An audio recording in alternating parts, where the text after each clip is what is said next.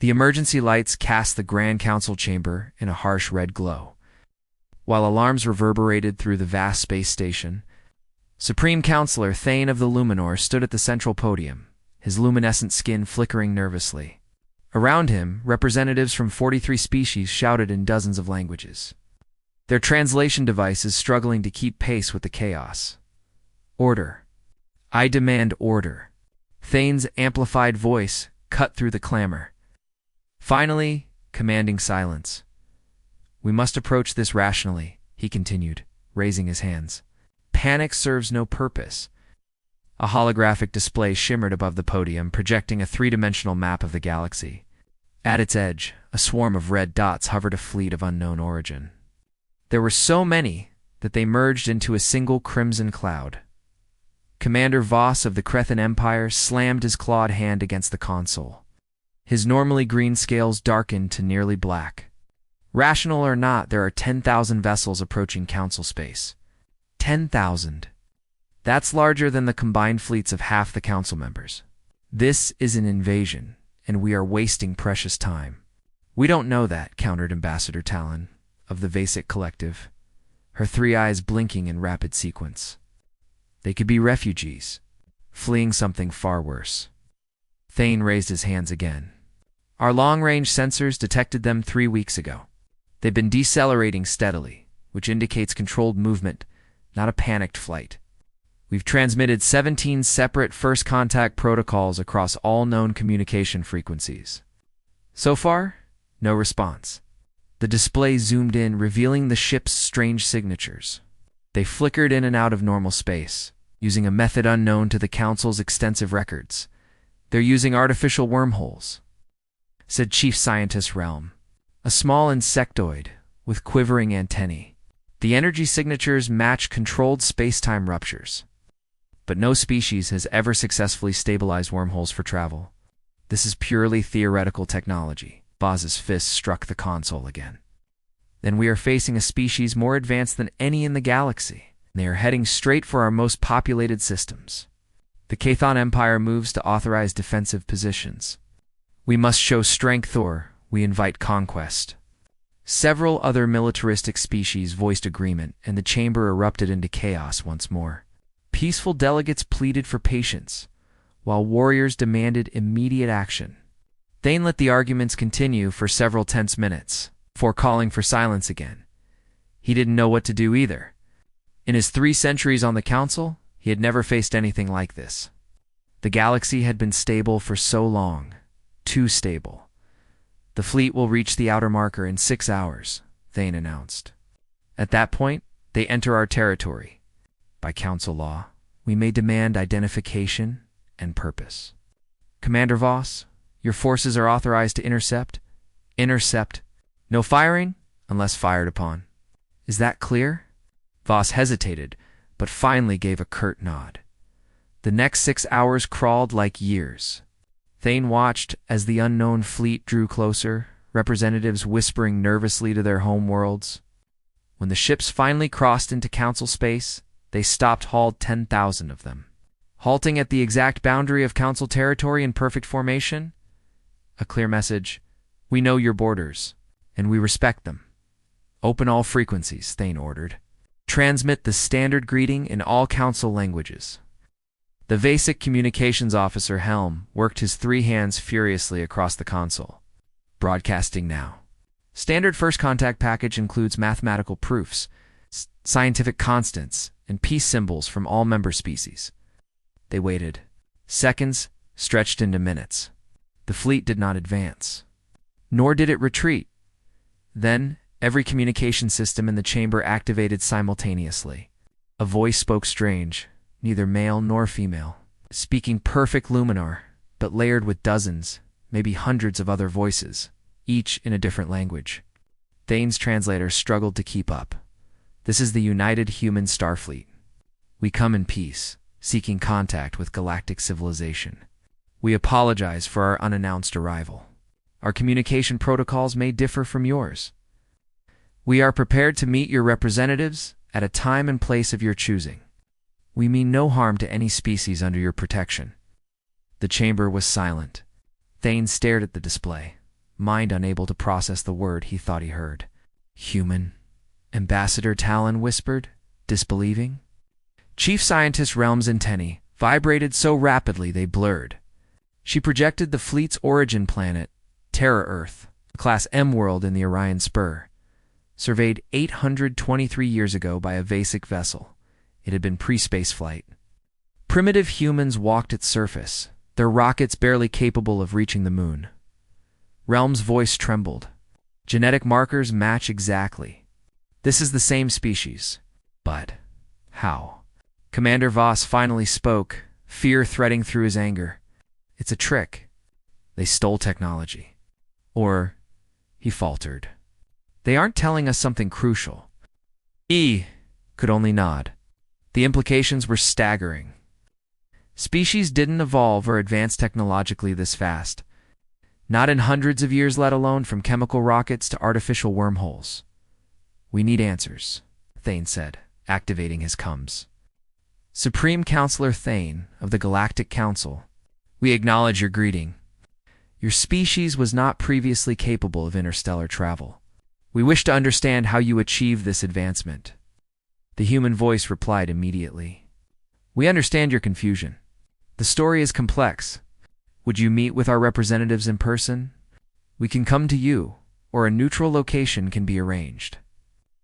The chamber waited. Voss shook his head. Talon nodded. Thane spoke cautiously.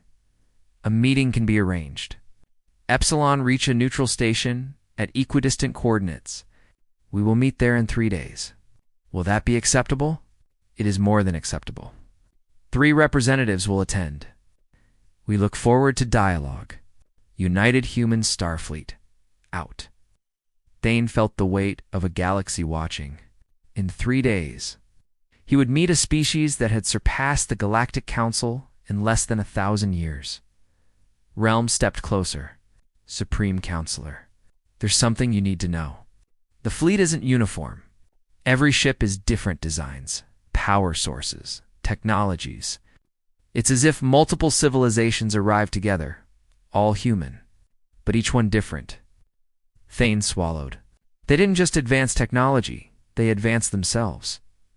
He turned back to the display at the 10,000 ships poised at the Council border. Each one a testament to humanity's impossible evolution. In 3 days, he would have his answers. And those answers would change the galaxy forever. Strategists will be monitoring every moment of the meeting. But we will meet them, Commander. Because not meeting them is even more dangerous. If they truly are hostile and possess technology beyond ours, then war is already lost. Our only hope is that they're telling the truth about coming in peace. He turned to face the full chamber. I'm calling an emergency session. All council members should send their brightest minds. Scientists, historians, xenobiologists, anyone who might help us understand what we're dealing with. Because in 3 days, we're going to learn how humanity achieved the impossible.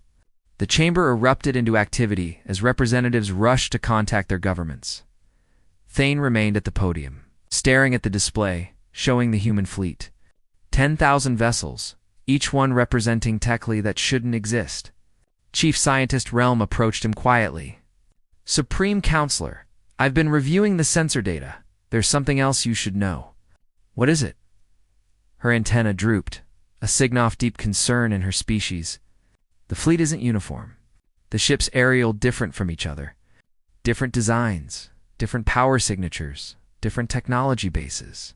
It's like they were built by different civilizations, not one unified species. Thane felt a chill run through him. What are you saying?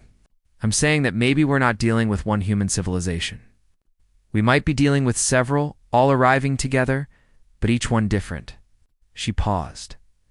Supreme Counselor, what if humanity didn't just advance their technology? What if they advanced themselves? And oh no. When one raid went through Zoo, what if they advanced themselves? Looked back at the display, at those 10,000 ships waiting patiently at the border of council space. Each one different. Each one presenting a different path humanity had taken. And all of them more advanced than anything the galaxy had ever seen. In 3 days, he would get his answers. But as he stood there in the red emergency lighting, Surrounded by frightened repressist and impossible technology readings, Thane couldn't shake the feeling that those answers will change the galaxy forever. The question was, would it be a change for better or for worse? Station Epsilon Reach had been built specifically for moments like this. Though it had rarely been used, the massive structure floated in deep space far from any star system. A neutral ground where species could meet without the advantage of home territory. Its corridors were designed to accommodate dozens of different body types and atmospheric requirements. Today, those corridors buzzed with activity as Council representative for the most important first contact in galactic history. Supreme Counselor Thane stood in the main conference chamber, watching through the massive viewport as a single human ship approached. It was smaller than he expected, elegant in its design with smooth curves that seemed almost organic. The Kreen warship surrounding station dwarfed it, but somehow the human vessel didn't look intimidated. Weapons scan. Commander Voss scanned from his position near the security console. He hadn't wanted to attend this meeting, but Thane had insisted. If things went wrong, they would need the Crane commander's expertise. No ABS weapons detected, reported the security officer. But the hull is composed off materials we can't fully analyze. There could be weapons systems we can't recognize, VS growled low in his throat. Of course there are. The human ship docked smoothly. Through the internal sensors, Thane watched as three figures merged into the station's receiving bay. The environmental scanners reported they were breathing standard oxygen-atogen atmosphere and seemed comfortable in the station's gravity. They're coming to us, Ambassador Talon said nervously. All three of them. Chief Scientist Realm studied her scanner. Curious. I'm getting very strange readings from all three. One appears mostly biological. One is Hevalissa Bernick. And the third... She paused, her antenna twitching in confusion. The Thard doesn't have a clear reading at all. It's almost like they're partly digital. Thane felt his concern growing but kept his expression calm. Let's greet them properly. Remember, we're a present the entire galaxy. Show respect, but remain cautious. The doors to the conference chamber opened. The three humans entered, and Thawne got his first real look at the species that had somehow conquered the impossible. The first human was female, or at least purred to be. She walked with military precision, wearing a uniform that seemed to toe-shift colors slightly in the light. Her eyes were striking, a bright blue that seemed to glow faintly. She appeared young by human standards, perhaps 30 years old, based on the old survey data, but there was something in her gaze that suggested far more experience. I am Admiral Chen of the United Human Starfleet, she said, her voice clear and confident. Thank you for agreeing. To meet with us? Second human was harder too. Classify large portions of his body were clearly mechanical with metal and synthetic materials visible. Where skin should be, one eye was biological, the other a glowing optical sensor. When he moved, Thane could hear the faint whir of servos and actuators. Yet the man smiled warmly. A very human expression. I am Counselor Marcus, representing the Transcendent Union, he said. His voice had a slight mechanical quality, but remained friendly. The third human was the strangest of all. She appeared completely normal at first glance, a young woman with dark hair and Asian features, but as Thane watched, her form seemed to flicker slightly, like a hologram that wasn't quite stable. I am KO, she said simply. I speak for the Distributed Collective. Thane gestured to the conference table. Please sit. We heave many questions. As they took their seats, Thane noticed that KO didn't quite sit like a physical being. She seemed to rest on the chair. But there was no weight, no physical compression of the cushion. She wasted there, but somehow not entirely there. I'm sure you do, Admiral Chen said. Let's start with the most obvious question you must have. Yes, we are human Thasum species that was surveyed 823 years ago. And yes, we were exactly as primitive as sire records indicate. Then how? Thane asked bluntly. How did you advance from chemical rockets to faster-than-light travel in less than 1,000 years? Chen smiled. But it was a sad smile. We didn't develop faster-than-light travel. Not for most of that time. What we developed was patience, determination, and a willingness to change ourselves in ways your species never considered. She activated a holographic projector. Animages filled the space above the table. Earth appeared, that beautiful blue world. From the survey reports, 800 years ago, humanity reached we knew we were alone in our solar system. We had searched for signs of other intelligent life and found nothing nearby. We also knew that staying on one planet was dangerous. One asteroid strike, one disease, one war could end us. Chun's expression grew more serious. So, we made a choice. We would go to the stars. Even though we didn't have the technology to do it quickly, the image changed, showing massive, cylindrical vessels. They were enormous, each one the size of a small city. Generation ships, Counselor Mark explained, his mechanical voice filled with something that sounded like reverence. We built 43 of them over the course of 100 years. Each one carried 10,000 people and all the knowledge and resources they would need to survive a journey lasting centuries. Realm leaned forward, her scientific curiosity overcoming her fear. Their children and grandchildren would live and die aboard ships, never reaching the destination? Yes, Chen said simply. It was a sacrifice. But humans have always been good at sacrificing for future generations. The first ships launched 600 years ago, heading toward nearby star systems we thought might have habitable planets. They traveled at 10% of light speed. The journeys would take between 80 and 300 years, depending on the destination. The image shifted, showing the interior of one of these vessels. Thane saw gardens, living spaces, schools. Entire communities living inside a metal tube, crossing the vast emptiness of space. But something happened during those journeys. Chen continued, something we didn't fully anticipate. When you put thousands of humans in an enclosed space for generations with advanced science and technology at their disposal, and give them centuries to work with, they start to experiment. They start to improve things, and eventually, they start to improve themselves. Kawa spoke for the first time since sitting down, her voice seeming to come from everywhere and nowhere at once. These ships became laboratories, not just for external technology, but for human enhancement. Each generation made small improvements, better genetic treatments for space adaptation, neural interfaces to handle the complex ship systems, cybernetic enhancements to survive the harsh environment. We had to change, Marcus added, gesturing to his mechanical body. Space is not kind to baseline biology. Radiation, low gravity, recycled air and water, limited resources. We could either adapt our environment to us, which requires constant energy and maintenance, or adapt ourselves to the environment.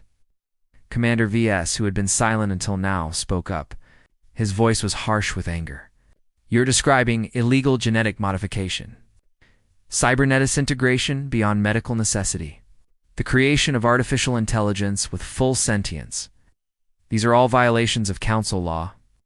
We didn't know about council law, Chen replied calmly. We were alone as far as we knew, and we did what we needed to survive. The hologram changed again, showing different human forms. Some looked almost baseline like Admiral Chen, others were heavily modified like Marcus. Still others sexisted as pure digital consciousness like KO. Each generation ship developed friendly. Chen explained. They were isolated from each other, traveling to different stars. They faced different challenges and found different solutions. The ship heading toward Titan encountered massive radiation storms. They developed extensive genetic modifications for radiation resistance. The fleet going to Epsilon Eridani had to deal with critical mechanical failures. They pioneered advanced cybernetic integration to keep their ship running. The distributed collective heroes from the ship to Alpha Centauri. Ko said, we faced an AI crisis. Our ship's computer systems became sentient. Instead of fighting them, we merged with them, becoming a hybrid of biological and digital consciousness. Felt his understanding of the universe shifting. What these humans described went against everything the Council believed a boot-proper development. Species were supposed to advance slowly, naturally, keeping their fundamental nature intact, but humanity had torn that rulebook to shreds out of simple necessity. You said you didn't develop faster than light Ravel for most of this time, Talon said carefully. When did that change? 40 years ago, Chen answered. The first generation ship reached its destination, a planet they named New Hope, orbiting Teddy. By that time, the original 10,000 colonists had become 30,000 highly modified posthumans. They established a colony, and with the resources of an entire planet rapidly advanced. Their technology within 15 years, they cracked faster than light travel using the artificial wormhole technology you detected. And then TH asked though he thought he knew Theans were. Then they went looking for the other ships. Marcus said they found Mishap the Transcendent Union 12 years ago. We were still 50 years from our destination, but we didn't need to travel that far anymore. They brought us to New Hope, and together we found Theothers. The distributed collective, the genetic ascendancy, the pure strain. We chose to remain mostly baseline, the hive minds, the solitary ones, all 43 ships, all the different paths humanity had taken. Chen's expression softened. We had been separated for 500 years. Different cultures, different beliefs, different forms. Some of us barely recognized each other as the same species anymore. But we were still human. We still remembered Earth, even if none of us had ever been there, and we wanted to reconnect. So you did. Said you reunited your scattered species. More than that, Ko said. We learned from each other. The genetic masters taught the cybernetic specialists. The digital consciousness showed the biological forms, new ways of thinking. We shared everything. And in doing so, we became stronger. The United Human Starfleet reprints all 43 colonies. All the different paths we took. Working together again, Realm was furiously taking notes. This is unprecedented. Your species underwent parallel evolution across 43 separate populations, each one adapting to different environments and challenges. The genetic diversity alone must be incredible. It is, Chen agreed.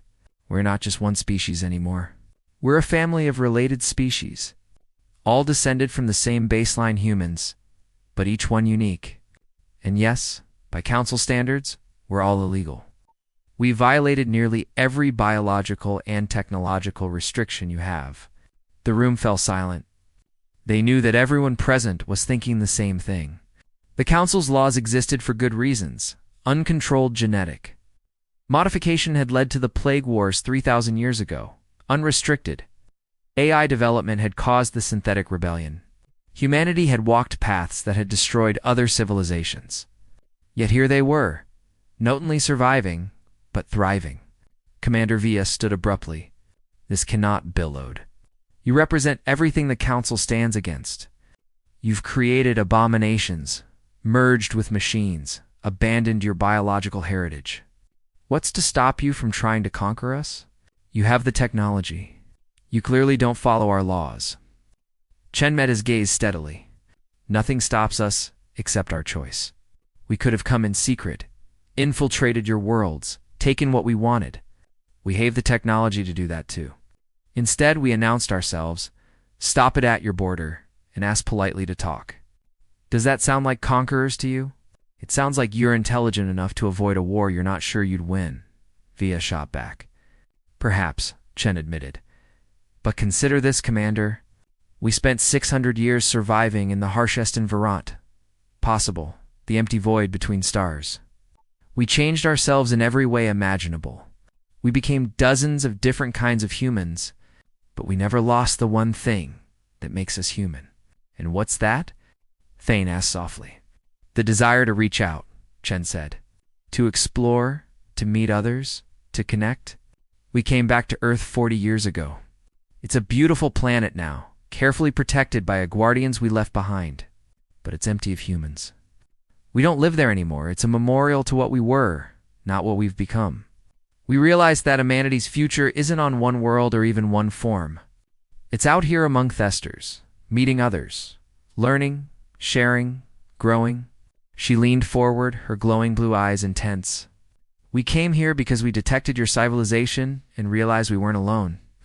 We came because after 600 years of isolation, we desperately want to meet our neighbors. We came because even though we've changed in countless ways, we're still human enough to hope that the galaxy might welcome us rather than fear us, Ko added quietly. We came because alliness is the worst fate any species can suffer, and we don't want to be alone anymore. Fane felt something shift inside him. He looked at these three humans, so different from each other, so different from anything the Council had ever encountered. One mostly biological, one heavily cybernetic, one existing partly outside physical reality. They represented a civilization that had broken every rule and survived Thrumians, the Council considered forbidden. But they had also traveled across the galaxy just to say hello. I believe you, Tane said finally, but belief isn't enough. The Council will need proof. They will need to understand that despite all your changes, you haven't lost your morality, your compassion, your fundamental humanity. What do you propose? Chen asked. Thane thought carefully. A test. We have a crisis in the Outer Rim. The Chaw species is dying from a plague that our best scientists can't cure. Billions are already dead. If your advances are real. If your modifications give you capabilities beyond ours, well, prove it by helping them. Save the Chaw, and you'll show the galaxy that human power comes with human compassion. Real Okon Chen looked at Marcus and Co. Some kind of silent communication passed between them. Too fast for Fane to follow. Then Chen turned back and smiled. We accept, she said. Send us the data on the Chawo plague. We'll save them. Not because it's a test, but because that's what humans do. We help those who need it. As the meeting adjourned, Thane watched the three humans leave. Commander Weiss moved beside him, his expression dark. You made a mistake, the Kreen said. You're giving them access to one of our member species. They could use the Plogarasers to develop biological weapons. Perhaps Thane admitted, but I'm betting that their humanity is stronger than their technology. Well, no soon enough if I'm right. Through Thivuport, he watched the human ship undock and return to its fleet. 10,000 vessels representing paths the galaxy had never dared to walk. The question was no longer how humanity had achieved the impossible. The question was what the galaxy would do now that the impossible had arrived.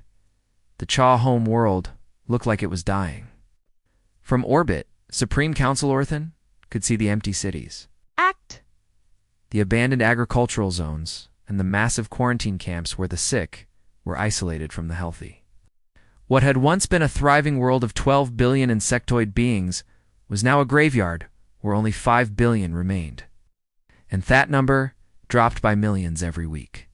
I've never seen anything like this, Ambassador Talon whispered beside him.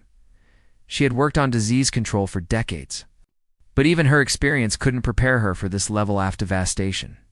The Chawo plague had appeared 3 years ago without warning. It attacked the child nervous system, causing paralysis, pain, and eventual death. The Council's best xenobiologists, biologists, and medical experts had thrown themselves at the problem. They had developed 17 different treatments, tested hundreds of approaches, and tried everything they could think of. Nothing worked. The plague adapted faster than they could respond, evolving new strains that bypassed every treatment. It was like fighting an enemy that could read their minds and counter every strategy before they could even implement it. The human fleet is arriving, announced the communications officer. Fane watched as human ships emerged from artificial wormholes around the planet. Not the entire fleet of 10,000, but still hundreds of vessels. They moved with purpose, taking up positions around the Jiao homeworld and its 3 moons. What are they doing? Commander VS demanded. He had insisted on coming, bringing a Kreen battle group with him. They're surrounding the planet. This could be a takeover. They're establishing a research network. Chief Scientist Realm said, studying her sensors. Each ship is different. Look, that one has biological research facilities. The tone is focused on genetic analysis. That one appears to be a massive computer core for data processing. They're not preparing for invasion. They're preparing for science. Admiral Chen's voice came through the communications tee. Supreme Counselor Then, we're ready to begin. We'll need access to Elia research data on the plague, samples of the infected tissue, and permission to work directly with biomedical teams on the surface. You have all of that confirmed. I've authorized falcooperation. The Jiao are desperate, Admiral. Their entire species is at stake. We understand. We won't let them down. Watched as human shuttles began descending to the surface. Dozens, then hundreds of them, landing at medical facilities across the planet. Each shuttle carried human scientists, and he saw now just how diverse humanity had come. Some were baseline, looking like the humans from the old survey. Others were heavily modified with extra limbs for handling multiple tasks or enhanced. Sensory organs for detecting microscopic changes. Some were cybernetic like Counselor Marcus, their mechanical bodies allowing them to work in contaminated zones without risk. And some were digital like KO, existing as projections that could analyze data at incredible speeds without physical form. It's fascinating, Realm said, hair antenna quivering with scientific excitement. Each type of human is specialized for different aspects of the research. The biological specialists can directly interface with Chal tissue at the cellular level. The cybernetic ones can process massive amounts of data. The digital consciousness can run millions of simulations simultaneously. They're not just working together. They're working.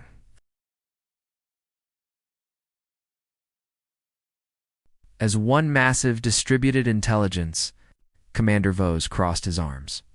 Or they're showing off, demonstrating their superiority to intimidate us. But Thane didn't think so. He watched the screen showing human researchers working alongside geomedical staff. There was no arrogance in their behavior, no condescension. They asked questions, listened carefully to answers, and treated the Cho as equals despite the obvious technological gap. One screen showed a human genetic specialist named Dr. Amara working with a child doctor named Kilix. The Chow was exhausted, his chitinous exoskeleton dull from stress and overwork. He had been fighting this plague for 3 years, watching his people die, despite his best efforts.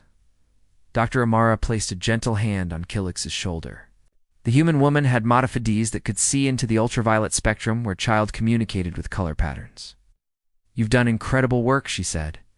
Your research gave us a huge head start. We're building on your foundation, not replacing it.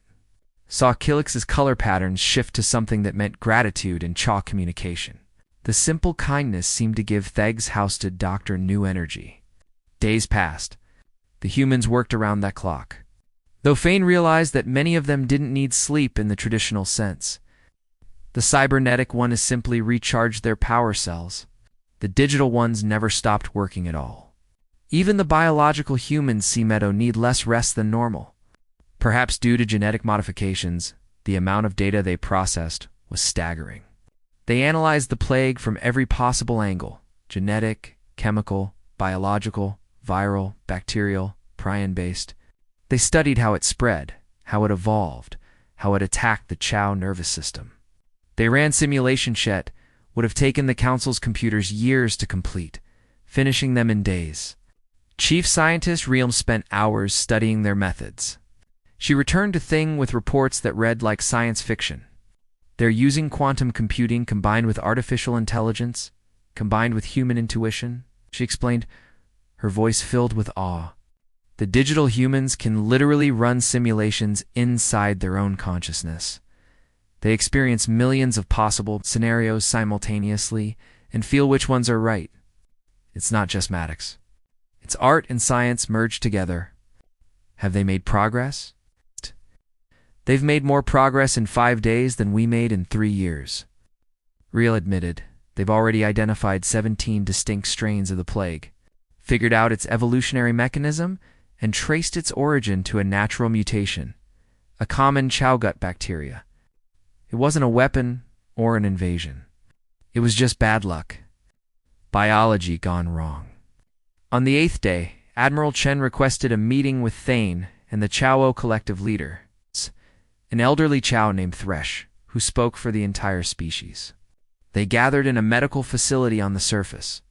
Thresh was clearly weak, his color patterns dim. He had caught the plague himself 2 weeks ago and was in the early stages. He had refused treatment until all his people could be treated, a noble gesture that was slowly killing him. We have solutions, Admiral Chen announced without preamble. Multiple solutions. Actually, she activated a holographic display showing complex molecular structures. The plague is incredibly adaptive, which is why single treatments haven't worked. It evolves too fast. So, we developed multiple approaches that work together. A human biologist named Dr. Yuki took over the presentation.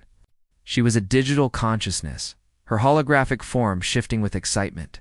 Treatment option 1 is a genetic retrovirus that repairs Thea damage to child nervous systems and provides permanent immunity to all current plague strains. It's highly effective but requires genetic modification of every child individual. Thresh's color pattern shifted to concern. Genetic modification is difficult for my people to accept. We value our natural form. 1. We understand, Admiral Chen said gently. That's why we developed 16 other options. Treatment 2 is a combination of synthetic antibodies and targeted nanomachines that hunt down and destroy plague organisms. It doesn't modify your genetics at all, but it requires regular booster treatments every few months. Dr. Yuki continued. Treatment 3 uses modified bacteriophages, viruses that attack only Theplag bacteria. Treatment 4 is a full immune system reset that teaches your bodies to recognize and fight Theplag naturally. Treatment 5 uses cybernetic neural implants to bypass damaged nervous tissue. She went through all 17 treatments, each one tailored to different chilled preferences and needs. Some were permanent, some temporary, some require technology, some used purely biological means. Some worked for all child subsies, some were specialized. You developed 17 different cures. Ascot in disbelief. We wanted to give the child choices. Counselor Marcus said he had been working with the cybernetic research team. Every species should have the right to decide how they're saved. Some child might accept genetic modification. Others might prefer cybernetic enhancement. Some might want purely natural biological solutions. We provided all the options. Number Thresh was silent for a long moment. His color patterns cycling through emotions couldn't fully read. Finally he spoke. In 3 years, the council developed treatments that didn't work. In 8 days, you developed 17 that do. How is this possible? Admiral Chen sat down across from Thresh, meeting his multifaceted eyes. Because we approach problems differently? The council has rules about what research is acceptable. No genetic modification beyond certain limits, no dangerous AI experiments, no risky cybernetic integration. Those rules exist for good reasons. They prevent disasters, but they also prevent solutions. Dr. Amara added, we don't have those restrictions. We've already walked those dangerous paths. We know how to use genetic modification safely because we modified ourselves. We know how to work with AI because we became AI. We know how to integrate cybernetics best. We're already cyborgs. Your people's crisis required extreme solutions, Ko said, her digital form materializing beside them. And we had extreme tools, but more than that, we had experience with desperation. Our ancestors on the generation ships faced extinction many times. Reactor failures, plague outbreaks, asteroid strikes, system malfunctions. They learned to solve impossible problems because the alternative was death. We inherited that knowledge and that determination. Commander Vose, who had been monitoring from orbit, spoke through the communication system. This proves my point, Supreme Counselor. They're too powerful. They can do things we can't. That makes them dangerous. But Thresh made a sound that was the chawl equivalent of a laugh. Dangerous.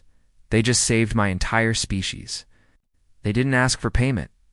They didn't man political concessions. They didn't even insist we use their preferred treatment. They gave you choices and asked nothing in return. If that's dangerous, then I wish for more danger like this in the galaxy. Over the following weeks, the child began receiving treatments. True to the human's word, each community could choose their preferred solution. Some accepted genetic modification and became permanently immune. Others chassis nanam machine treatments. A few even volunteered for cybernetic enhancements, curious about human technology. Thane watched as the death rate plummeted. Within a month, new infections had stopped completely. Within 2 months, Thesic were recovering. The Chow world was healing, literally coming back to life before their eyes. But some thingles was happening too. Something Fane hadn't expected. The human medical teams weren't leaving. Even after the plague was cured, they stayed.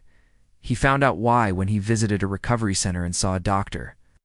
A sighting with a group of young Cha, teaching them advanced medicine. Nearby, a cybernetic human named Adengineer Torres was helping Cha mechanics upgrade their hospital equipment. In another facility, Ko was doing something even stranger.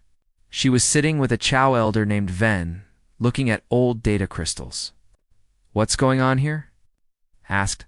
Kiko looked up her digital form, smiling.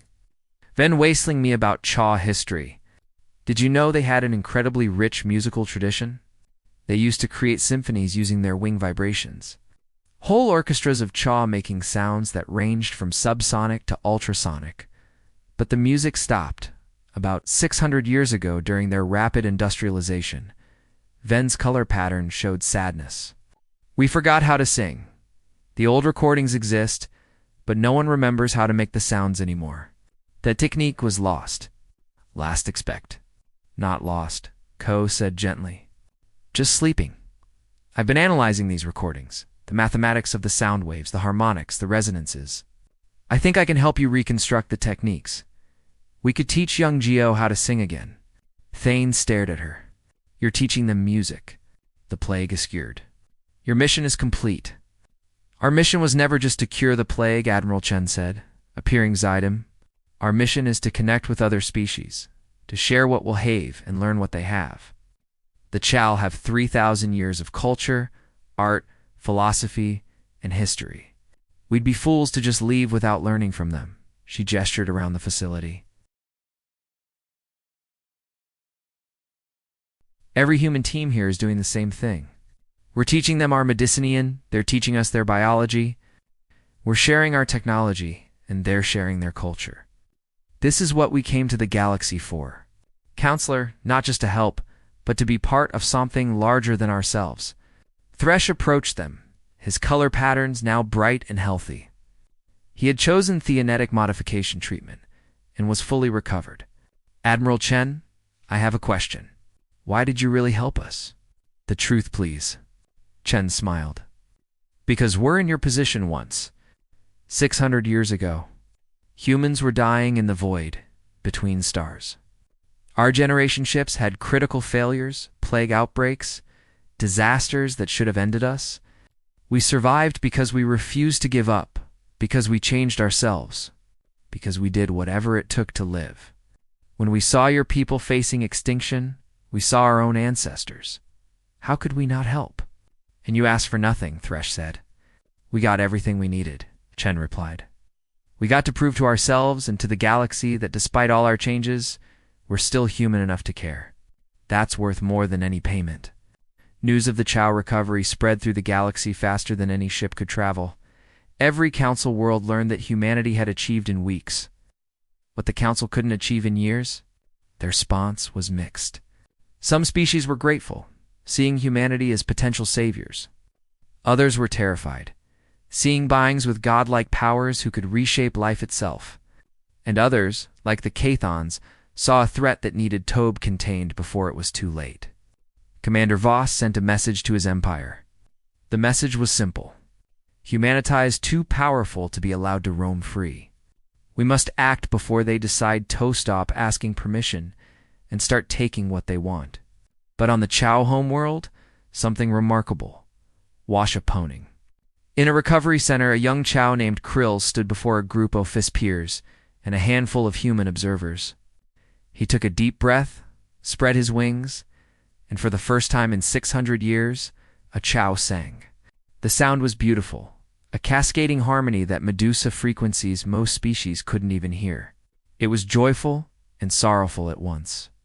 A song about loss and recovery, about death and life, about the end of one era and the beginning of another. Cora recorded it all, tears running down her holographic face.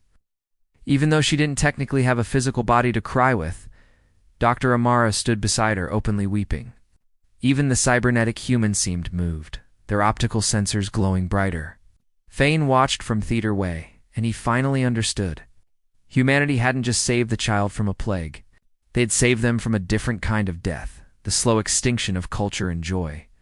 They had given back not just life, but a Ria Santo live. And if they could do that for the Chaw, what could they do for the rest of the galaxy? The question was no longer whether humanity was dangerous. The question was whether the galaxy was ready for what humanity wanted to give them. But somewhere in deep space, the Kreen Empire was mobilizing its fleets. They had their own answer to that question, and it involved weapons, not songs. The Kreen Imperial Fleet emerged from hyperspace in perfect formation. 3,000 warships, the largest military force assembled in 1,000 years, surrounded the Chow system like a steel cage. Their weapons were powered and ready. Their shields were raised. They had come prepared for war. Supreme Counselor Then received the notification while he was still on the CHO homeworld. His assistant's voice trembled as delivered the news. "Sir, the Cathons have mobilized their entire battle fleet. They're surrounding us. They are demanding that all human ships surrender immediately." Fane felt his heart sink. He had hoped for more time, but Commander Voss had clearly been planning this for weeks. Minutes later, Chen appeared on the communications screen. She was aboard her flagship, and Thane could see the organized chaos behind her as humans rushed to their stations. But her face was calm, almost unnaturally. "Oh, I assume you've seen the Kreen fleet chasade." "Admiral, I didn't authorize this. The Council didn't approve military action. This is Commander V's acting on his own, or possibly with his Emperor's blessing, but without Council consent." "I understand," Chen said. "What are his demands?" Thane pulled up the official message. "He's demanding that all human vessels surrender and submit to Council authority. He wants you to accept immediate restrictions on genetic modification, cybernetic enhancement, and AI development. He wants oversight of all your colonisan technology. He wants you to dismantle what he calls your abomination technosoyo." Within 6 months, Chen was silent for a moment. Behind her, Fane could see other humans gathering. Counselor Marcus, Dr. Amara, Ko, and dozens of others. They were all listening. "And if we refuse?" Chen asked quietly. "He says he'll open fire. He believes your two Dangarusto be allowed to exist in your current form." Thane felt shame saying it. "Admiral, I want you to know that many council members oppose this action. The Luminor, the Vosic, the Chow, and at least 20 other species have formally protested, but the Cathons have the largest military in the galaxy. We can't stop them by force." "How long do we have?" "He's given you 1 hour to respond." Chen nodded slowly. "Thank you for the warning, Counselor. We'll contact you shortly with our answer." The screen went dark. Fane sat in the silence, feeling helpless. He had brought humanity to the Council's attention. He had tested them with the child crisis, and now his actions might lead to the destruction of an entire species. Ambassador Talent entered his quarters, her 3 eyes wet with tears. "This is wrong. The Conser wrong. Humanity saved the CH. They've done nothing but help." "I know," Tane said. "But fear is stronger than gratitude in the hearts of warriors. The Kreens see power and assume it will be used against them." Aboard the Human flowship, Admiral Chen stood before a holographic display showing the Crethan fleet. 3,000 ships, 2 humanities, 400 vessels in the immediate area. The rest of the human fleet was scattered across the galaxy, exploring, helping, learning. They couldn't reach the Chow system in time to make a difference. "We could fight." Counselor Marcus said his cybernetic body was built for war, among other things. "Our technology is more advanced. We might win. We would win." Ko corrected. Her digital consciousness had already run the simulations. 97% probability of victory. But casualties in both sides would be catastrophic. Millions would die. Dr. Amara shook her head. "We didn't cross the galaxy to kill people. We came here to meet them, to connect with them." "Then what do we do?" asked another human. A heavily modified biological specialist named Thorn Submit. "Let them dictate what we can be, force us back into baseline form, and abandon everyone who can't or won't change back." Chen looked at them all, her crew, her family, humanity, in all its diverse forms. They had spent 600 years becoming who they were. Could they give that up? Should they? There's a third option, she said slowly. But it requires trust. It requires vulnerability, and it requires us to do something very human. What?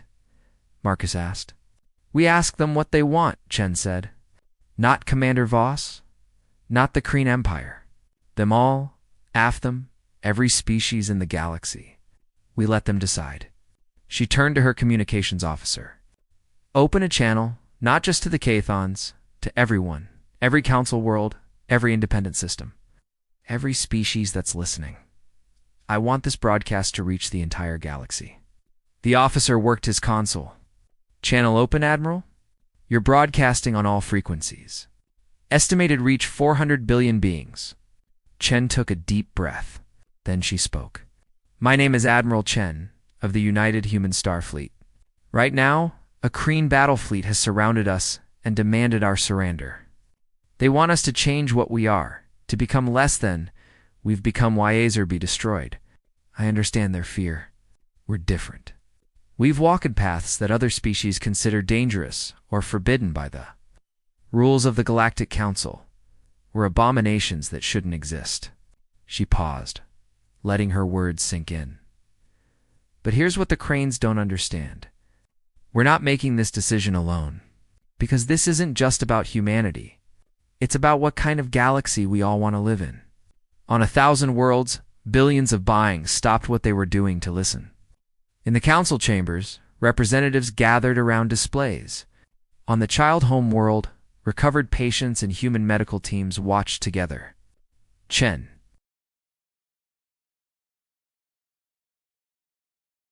Continued 600 years ago, humans faced a choice. Stay on one world and risk extinction, or venture into the unknown.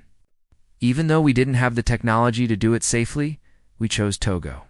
We chose to change ourselves rather than wait for the universe to change for us. Every modification, every enhancement, every integration of human and machine, human and digital, human and genetics, all of it came from one simple drive. The will to survive and thrive in Omniverse that doesn't care if we live or die, but we never lost our humanity. We saved the child not because it benefited us, because it was right. We're teaching them music not because we gain anything, but because culture matters. We came to the galaxy not to conquer, but to join, to be part of something larger than ourselves. Her voice grew more intense. Now the Crethans demand we give that up. They want us to submit, to accept limitations, to become less. And I'm here to tell you that we're willing to do that, but only if it's what the galaxy wants. Not what one empire demands, not what fear dictates, what all of you collectively, democratically, freely choose. Thane watched the broadcast with growing amazement. What was Chen doing? So, here's what we proposed. Chen said, we're opening our technology. All of it. The genetic motivations, the cybernetic integrations, the AI consciousness transfers, the medical treatments, cultural preservation techniques. Everything we know, we're offering it freely to any species that wants it. Behind her, the other humans nodded. Dr. Amara stepped forward. We'll teach Anyan, who wants to learn. We'll share our knowledge of genetics, of cybernetics, of digital consciousness, not to force change, but to offer choice. Ko materialized beside them. Every species should have the right to decide their own path, to modify or not modify, to enhance or remain baseline, to integrate with AI or keep them separate. We're not saying our way is the only way. We're saying it's one way and you should all have access to the same options we had. Counselor Marcus spoke next. The Cathon Empire is afraid we'll use our power to dominate. So, we're giving that power away. If everyone has access to the Sama technology, there's no advantage, no threat, just different choices for different peoples. Chen took over again. But we're also asking for something. We're asking for the right to exist as we are. We're asking for acceptance that different doesn't mean dangerous. And we're asking for time. Give us 1 year. Let us work with any species that wants our help. Let us prove that our modifications haven't made us monsters. At the end of that year, we'll hold a vote. Every council specious gates to decide. Do we accept humanity as they are, or do we enforce restrictions? She looked directly at the camera, her glowing blue eyes intense. If the vote goes against us, we'll accept it. We'll leave council space. We'll settle in the unexplored regions, and you'll never see us again. But if the vote supports us, then the Kaith Empire and anyone else who opposes us has to stand down. No more threats, no more ultimatums, just peaceful coexistence. Chen, let that sink in. We're putting our fate in your hands. All 400 billion of you, because that's what we believe in. Choice, democracy, the right of beings to determine their own future. So, what do you say? Galaxy. What Kindorf universe do you want to live in? Everyone, too. Everyone, the broadcast ended. Silence fell across the flagship. That was either brilliant or suicidal, Marcus said quietly. Probably both, Chen admitted. She turned to her crew. Now we wot and hope that the galaxy is wiser than we fear and braver than we expect. In the Kreen flagship, Commander Voss watched the broadcast with fury. It's Atric. She's trying to turn the galaxy against us. But his second officer, a younger Kreen named Sil, looked thoughtful. Commander, she'll just offer a toll leave if the vote goes against her. That's not the action of a conqueror. Quote, it's manipulation, Ross snapped. She knows the weak species will vote for her out of gratitude or greed for her technology. Oh. On the council station, Supreme Counselor Then called an emergency session. Representatives arrived in minutes, all talking at once. The chamber was Kyosantal Thane, restored order. We have 1 hour to respond to Admiral Chen's proposal, he announced. She's a sked for a year and a democratic vote. The Cathans have asked for immediate surrender or war. We must decide no-hitch future we want. Ambassador Thailand stood. I support Chen's proposal. She's right. Fear shouldn't dictate our choices. Let's give them the year. Let's see what they do with it. A Kreen representative stood. This ismatness. You're trusting a species that violates every law we have. They'll use Seath year to infiltrate our worlds, to corrupt our people with their abomination technology. Chief Scientist Realm stood slowly, or they'll use it to help us. The Cho are alive because of humanity. Their culture is being reborn because of humanity. I say we vote. The argument raged for 30 minutes. Species shouted at each other. Ancient alliance fractured. New coalitions formed. The galaxy was being forced to choose between fear and hope, between restriction and freedom, between the safety of the known and the danger of the new. Finally, Thane Keled for the vote. All those in favor of accepting Admiral Chen's proposal. Lights appeared on the board. Green for yes, red for no. Thane watched as the numbers climbed. The Luminor voted yes. The Vosic voted yes. The Cho voted yes enthusiastically. Species after species, 43 in total, voted to give humanity their year. 20 species voted no, led by the Cranes. The proposal passed.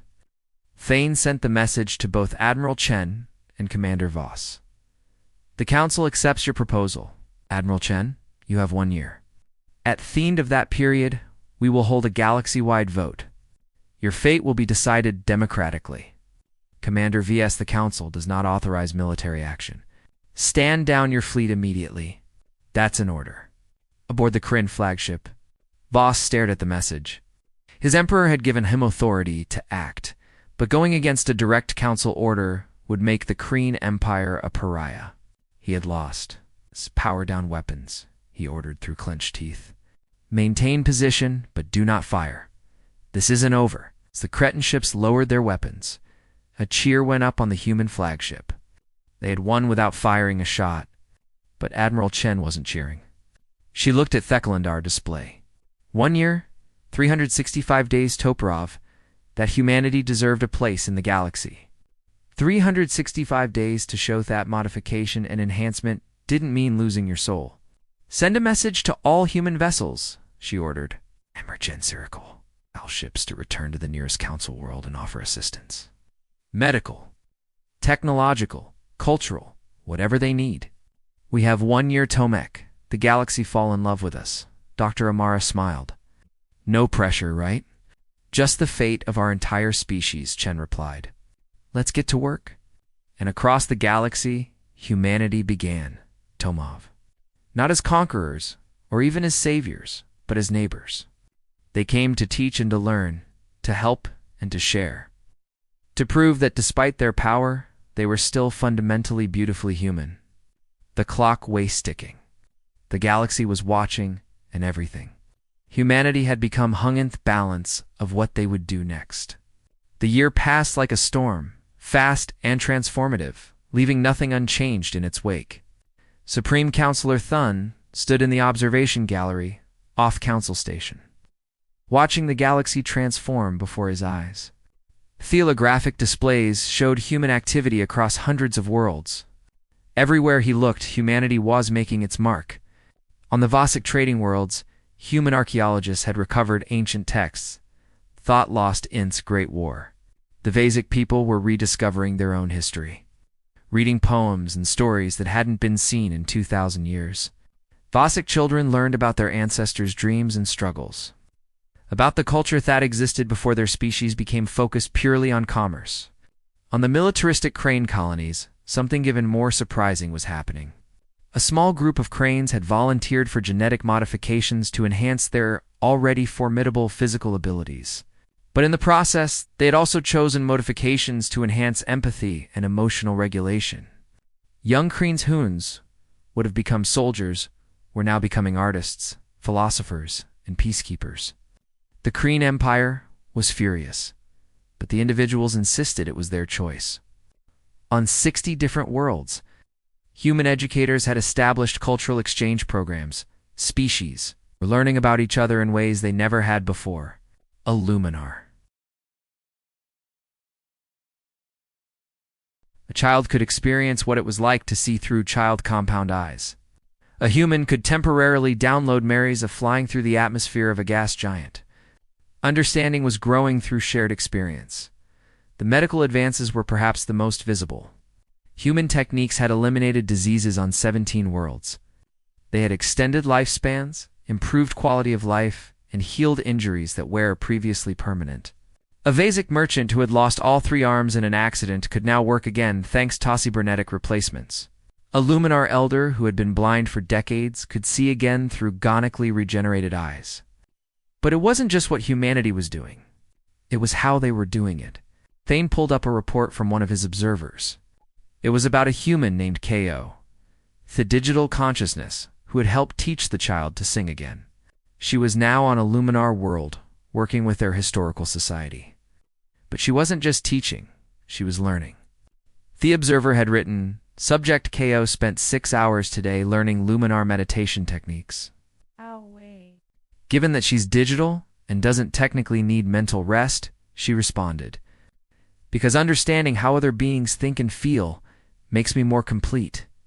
I may not be fully biological anymore, but I can still grow, still learn, still become more than I was. That was the pattern of everywhere. Humans weren't just sharing their knowledge. They were hungry for knowledge from others. They studied Krathan military philosophy, Vasic economic theories, Cho agricultural myths, Luminar spiritual practices, and in the process, something unexpected penned. The other species started to see humanity not as aliens with godlike powers, but as eager students who happened to have interesting stories to share. Ambassador Talon entered the observation gallery. The vote is in 3 days. The reports from the Palenciners suggest it will be close. Thane nodded. Too close. The Crones have been campaigning hard against humanity. They're calling them polluters of natural form, corrupters of proper development, dangerous unknowns who will destabilize the galaxy. They're afraid, Teen said softly. Change is frightening, especially change this fast. Are you still voting? Yes, TH asked. Talon's 3 eyes blinked in sequence. Signoff certainty in her species. Absolutely. I've seen what humanity has done this year. They've saved lives, recovered lost culture, advanced science by centuries, and done it all while respecting our choices. They've never forced anyone to accept modifications. They've never demanded payment. They've simply offered help to those who asked. How can I vote against that? No. TH pulled up another report. This one troubling, but they've also fundamentally changed the galaxy. 6 species have now begun genetic modification programs based on human techniques. For more, are developing AI consciousness research. Dozens are pursuing cybernetic enhancement. The galaxy will never be the same. Was I supposed to stay the same forever? Tin challenged. Thane, we've been stagnant for 1,000 years. Same technologies, same thinking, same restrictions. Humanity showed you that. There are other paths. Some species will take those paths. Others won't. But having the choice is better than not knowing the choice exists. Before Thane could respond, an alarm sounded. Chief Shaunist Realm rushed in, her antenna vibrating with agitation. Supreme Counselor, we have a situation. The Kathon Empire just made a public announcement. They're declaring that if the vote goes in favor of humanity, they will withdraw from the Galactic Council.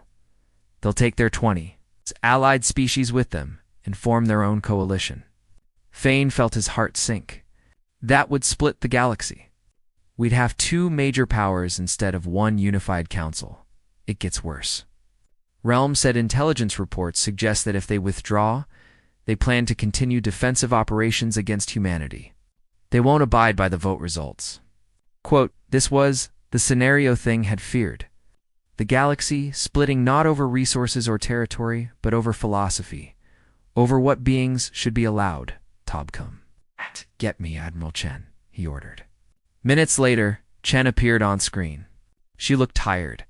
The year had been long for humanity, too, spreading themselves across the galaxy, trying to help everywhere at once. But their eyes were still bright with determination. Admiral, the Cathans are planning to leave the Council if the vote goes your way. They may even continue military operations against you. Chen nodded slowly. We know. We've been monitoring their communications. Commander Voss has convinced his Emperor that we're an existential threat that must be contained. What will you do if they attack? Defend ourselves, Chen said simply. But we won't invade Kreen space. We won't target their civilians. We'll fight only to protect ourselves and those who want our protection. We won't become the monsters they think we are. Thane studied her face. You knew it might come to this. You knew your arrival would destabilize everything. Yes, Chen admitted.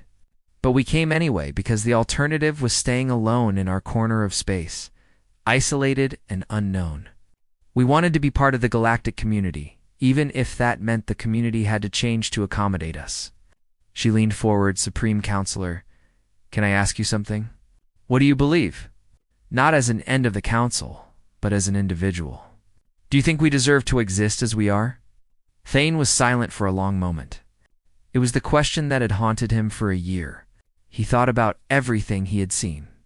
The Chow singing again, Vasic children reading their ancestors' poetry, blind Luminar seeing for the first time in decades. But he also thought about the fear in Commander Voss's eyes. The genuine belief that humanity represented danger. I think they said carefully that your present change and change is neither good nor bad. It simply is. What matters is what we do with it. He paused. But yes, Admiral. I believe you deserve to exist. I believe the galaxy is better with you in it than without you. Chen smiled. Thank you. That means more than you know. The vote was held 3 days later. Every council world participated. And for the first time in history, they opened the vote to non-council species as well. Any civilization that had been contacted by humanity could participate. Admiral Chen had insisted on it. The numbers were staggering. 400 billion beings voted. The largest democratic exercise in galactic history. The council chambers were packed with representatives, observers, and media from hundreds of worlds. The tension was thick enough, Takut. The results came in slowly, as each world reported. Thane watched the numbers climb on both sides. Yes, votes for accepting humanity.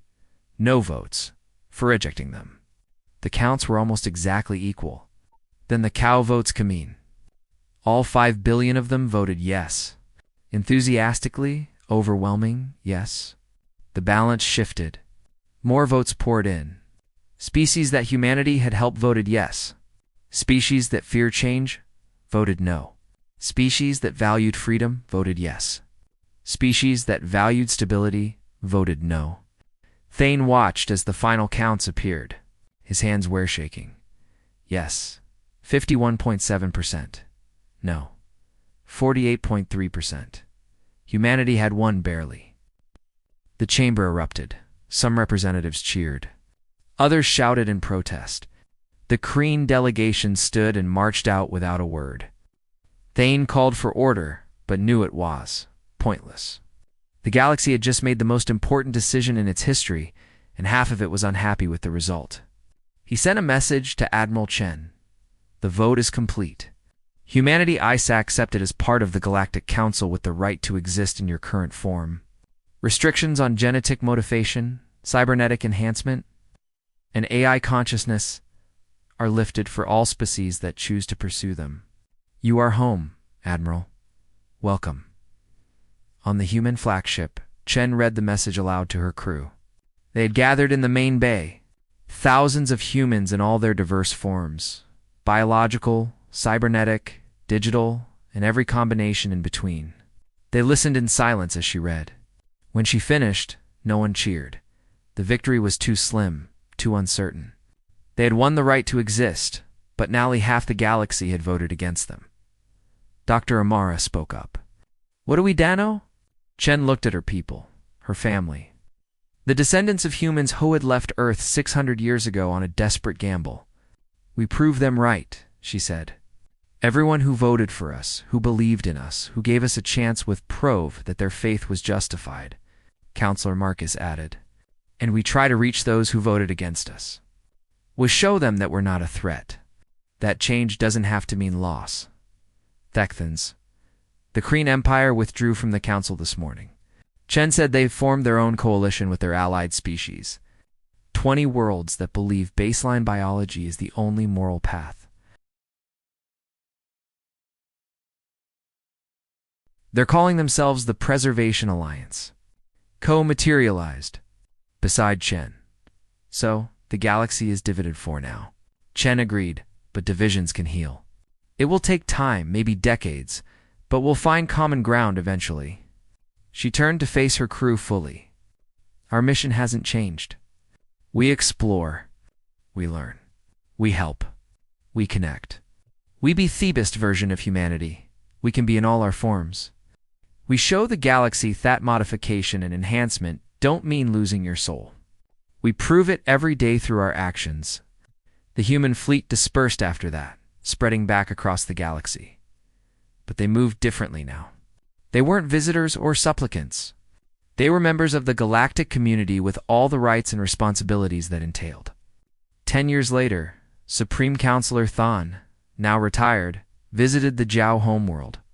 He had been invited to a festival, a celebration of music and culture. He accepted, curious to see what had become of the species humanity had saved. The changes were remarkable. The Chao cities were alive with sound. Music echoed from every district. Young Chao performed in public squares while elders taught them ancient techniques. But there were also new sounds. Fusion music that combined Chao traditions with influences from dozens of other species.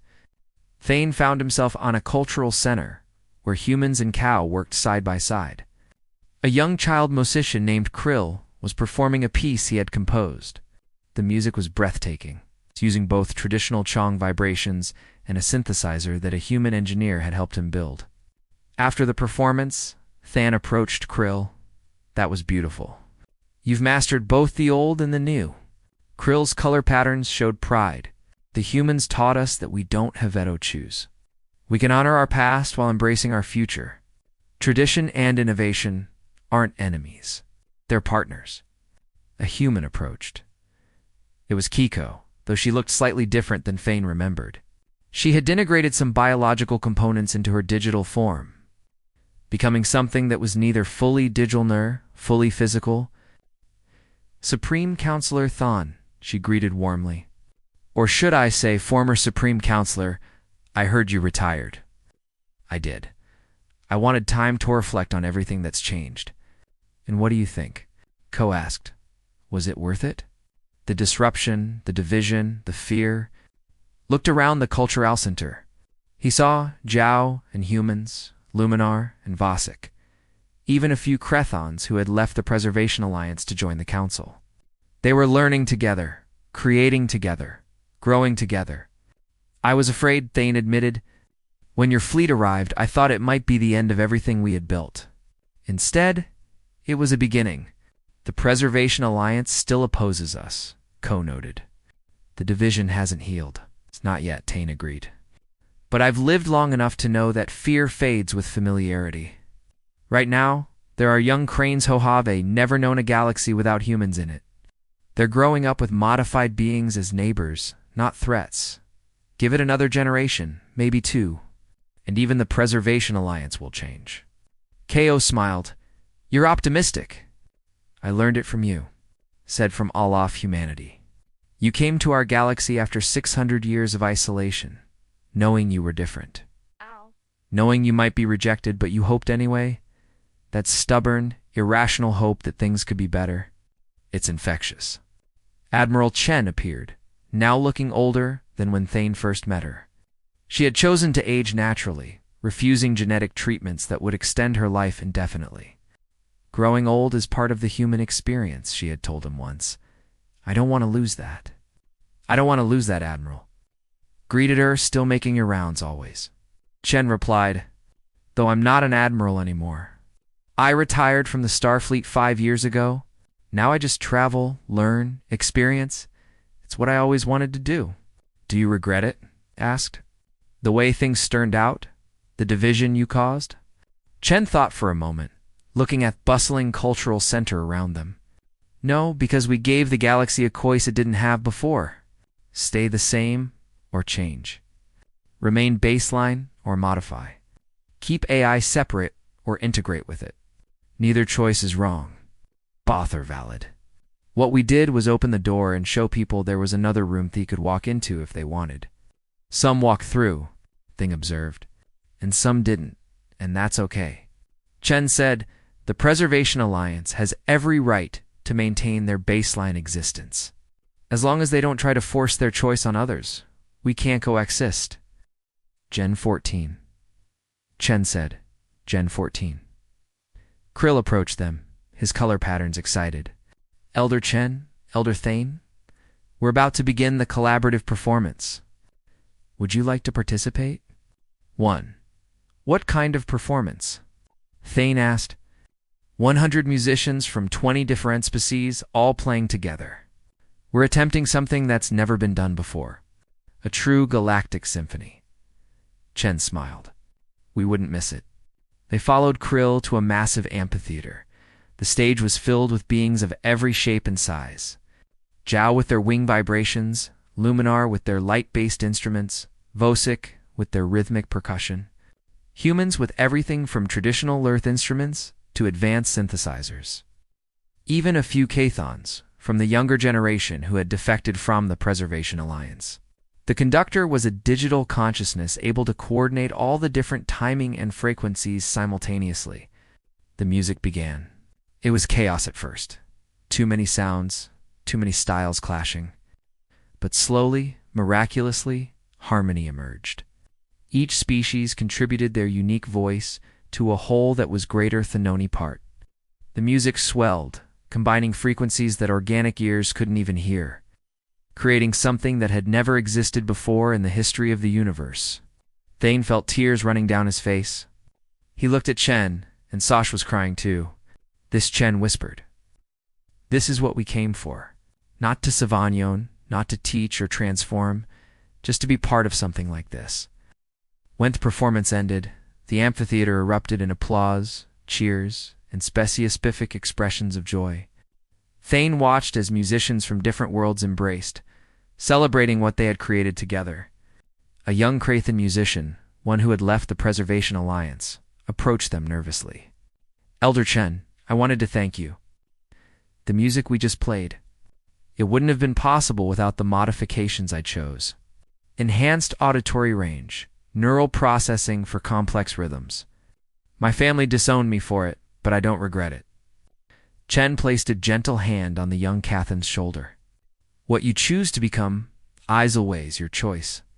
Never let anyone tell you otherwise. As the celebration continued, and Chen walked to the edge of the amphitheater, looking out at the city below. It was night, and the Chao homeworld was beautiful, covered in light sand, alive with sound. The unforeseen, Thane said suddenly. What? Chen asked. When your fleet arrived, I thought the unforeseen would be humanity's power, your technology, your modifications. But that wasn't it, was it? Chen shook her head. No. The unforeseen was Thegalaxy's response. You could have rejected us. You could have destroyed us. You could have hidden behind fear and laws and the safety of the known. But enough of you chose hope instead. Enough of you chose to believe that different could be good. That was the unforeseen. We surprised ourselves. Admitted. Half of us still don't agree with the choice. The Preservation Alliance grows larger every year with species that reject modification. The galaxy is more divided than it's been in centuries, and more diverse. Chen countered. More free, more alive. Conflict isn't always a bad thing. Sometimes tension is the price of growth. They stood in comfortable silence, watching the lights of the child city. Somewhere in the distance, music played. Multiple kinds of music blending and clashing, creating something new from the collision of different sounds. What's next for humanity? Asked Chen, smiled. More oft. Same. Explore, learn, connect, grow. There are still regions of the galaxy we haven't seen. Species we haven't met. Questions we haven't answered. And now, we get to do it together with the Council as equals. As partners in the Preservation Alliance. We leave them alone unless they ask for help. They have the right to their path, just as we have the right to ours. Maybe someday they'll change their minds. Maybe they won't. Either way is fine. Turned to face her fully. I have one last question. Do you think you're still human after all the modifications, all the changes, the 600 years of evolution? Are you still the same species that left Earth? Chen considered the question carefully. Yes and no. We're not the same humans that left Earth. We've changed too much for that. But we're still human in the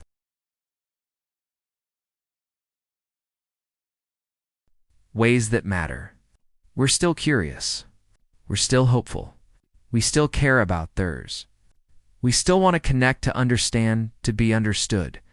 We still create music and art and stories.